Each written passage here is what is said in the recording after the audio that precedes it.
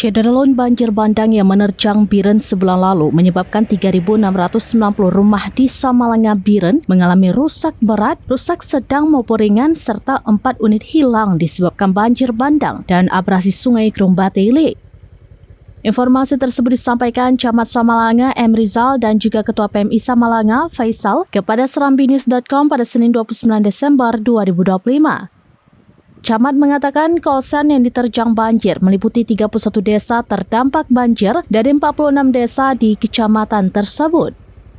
Sesuai data dari para kecik pasca kejadian secara keseluruhan, rumah rusak mencapai 3.690 dengan rincian rumah rusak berat sebanyak 210 unit, rumah rusak sedang 2.126 unit, dan rumah rusak ringan mencapai 1.354 unit.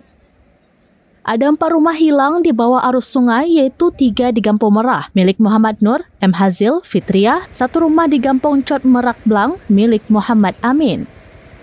Selain itu, sejumlah pesantren, puluhan balai pengajian juga rusak, sejumlah sekolah terendam lumpur, dan 1 masjid hilang diterjang arus.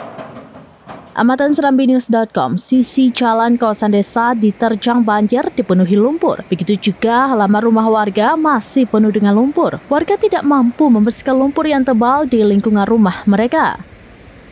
Banjir bandang juga merusak fasilitas umum antara lain bundeng irigasi Lok Pudeng di Batele tempat usaha warga di objek wisata itu juga rusak. Masjid Al-Mabrur dan Menasah serta bilik di Dayah Nurul Hidayah di Gampong Cot Merak Blang telah ambruk.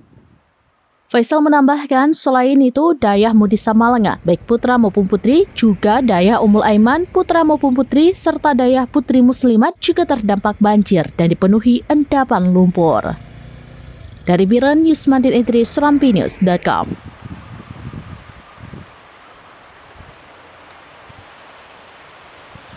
Download Tribun X sekarang, menghadirkan lokal menjadi Indonesia.